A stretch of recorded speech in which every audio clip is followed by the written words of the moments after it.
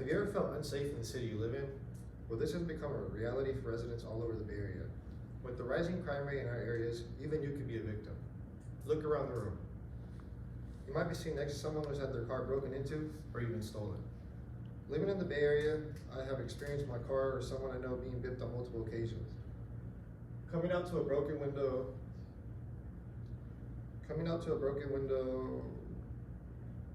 is always an unpleasant surprise. I've done my research on the topic and found a San Francisco Chronicle article that states in Oakland there has been 1,200 car break-ins in the first 2 months of this year alone. In this informative speech, I will analyze the trends of crime in the Bay Area, shedding lights on key factors such as law enforcement strategies and the effects these actions have on our surrounding communities. I will delve into the prevalent occurrence and alarming presence of property crime in the Bay Area, examining the impact on communities to provide a comprehensive understanding of the multifaceted nature of crime within our region. Now we will be examining property crime trends in the Bay Area. In a 2021 article by Melody Gutierrez from Los Angeles Times, she talked about a new occurrence in the Bay Area. There had been a string of burglaries in San Francisco's high-end retail stores. The escalation of this issue has burgeoned into a significant concern not only for the city itself, but for retailers operating within the vicinity. This issue is extended beyond San Francisco, impacting the entire Bay Area. Incidents resembling these robberies have taken place in neighboring areas like Hayward. This actually right here was in the Southland Mall. According to a 2023 article by Summer Lin from Los Angeles Times, property crime in San Francisco rose by 16.9% in 2021. Research from a study found that Bay Area has the highest rate of property crime in the state, with the rate of 2,718 incidents per 100,000 residents.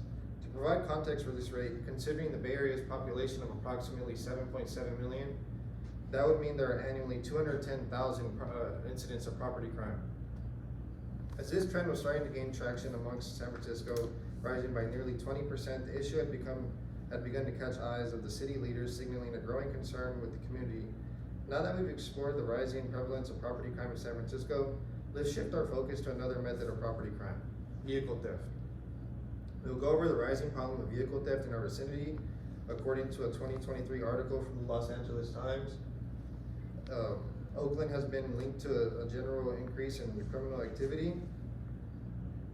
Advocates for retailers and certain politicians in Oakland are pointing fingers at Proposition 47.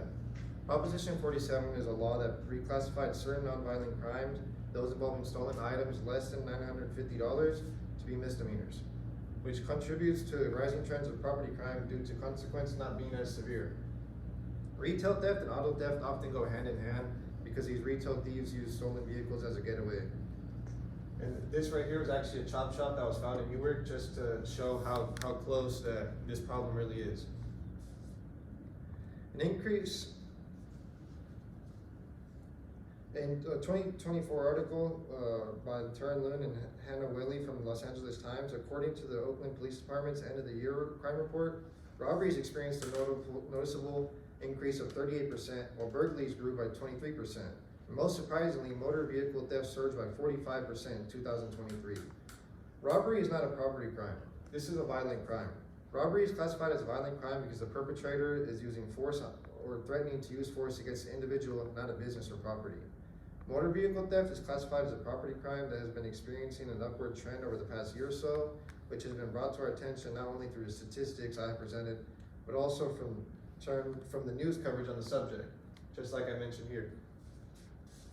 We'll take a look at the effects on our community and understand what state officials have done to try to restore order in our communities.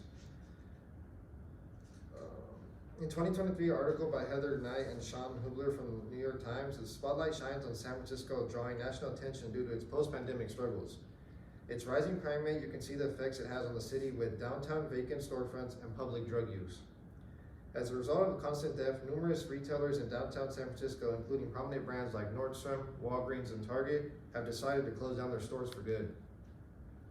In a 2024 article authored by Taryn Luna and Hannah Wiley from the Los Angeles Times, Governor Newsom discloses law enforcement campaign in Oakland.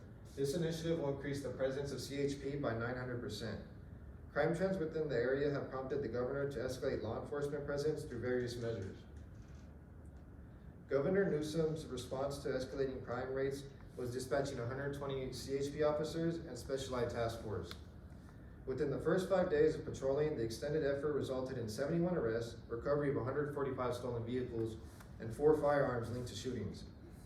In conclusion, it is clear that addressing the challenges posed by increasing crime rates demands collaborative efforts and innovative strategies.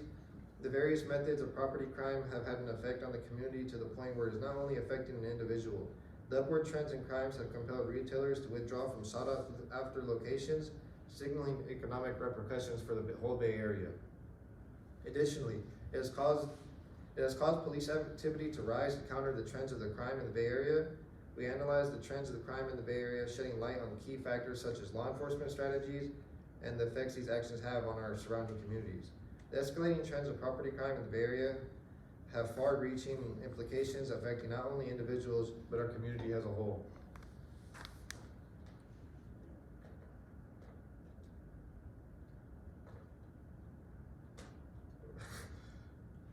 That's all.